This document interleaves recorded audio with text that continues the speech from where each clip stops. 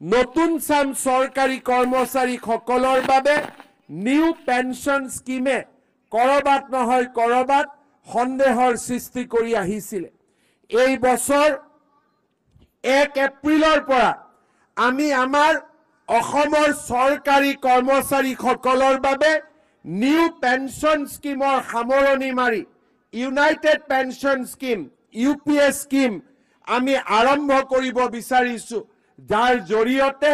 25 বছৰ কাম কৰা চৰকাৰী কৰ্মচাৰীসকলে নিশ্চিতভাৱে তেওঁলোকে 50% চাকৰি কালৰ দৰমহা 50%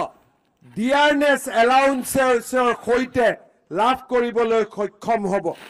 অসমৰ চৰকাৰী কৰ্মচাৰীসকলক মই আৰু এটা সুখবৰ আজি দিব বিচাৰিছো। 2005 চনৰ আগতে যিসকলৰ নিযুক্তিৰ প্ৰক্ৰিয়া আৰম্ভ হৈছিল, কিবা কাৰণত নিযুক্তিৰ প্ৰক্ৰিয়া 2005লৈ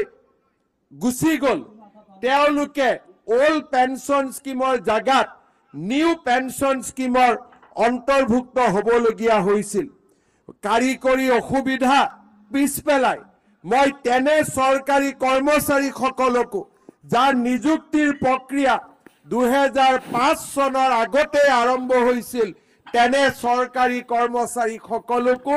ওল্ড পেনশ্যন স্কিম বা OPSৰ ভিতৰলৈ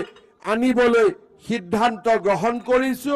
যি আমাৰ ৰাজ্যখনৰ চৰকাৰী কৰ্মচাৰীসকলৰ বাবে নিৰাশাৰ পৰিৱৰ্তে আশাৰ এক নতুন সঞ্জীৱ